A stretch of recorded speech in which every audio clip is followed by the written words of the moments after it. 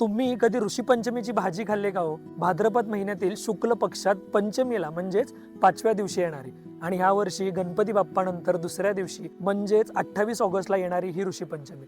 बैलाच्या कष्टाशिवाय शेतामध्ये उगवल्या जाणाऱ्या अनेक शेतमालापासून ही भाजी बनवली जाते.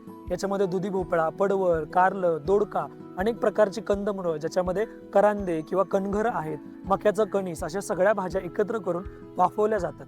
खरं तर नुसत्या वाफवलेल्या किंवा नुसत्या न फोडणी दिलेल्या भाज्यांची चव चांगली लागत नाही, परंतु आपल्याला बैलाच्या कष्टाची जाणीव व्हावी आणि वर्षातून एकदा तरी आपण स्वतःच्या कष्टाने उगवलेलं काहीतरी खावं म्हणून ही परंपरा आली. आपले सप्तर्षी ज्याच्यामध्ये अत्री, भारद्वाज, गौतम, जमदग्नी, कश्यप, वशिष्ठ, विश्वामित्र ह्या सगळ्यांचा समावेश होतो.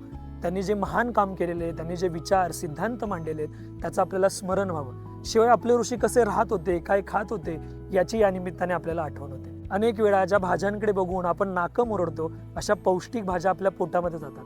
महाराष्ट्रातील अनेक ग्रामीण भागामध्ये विशेषतः कोकणामध्ये हा सण मोठ्या आनंदाने साजरा केला जातो.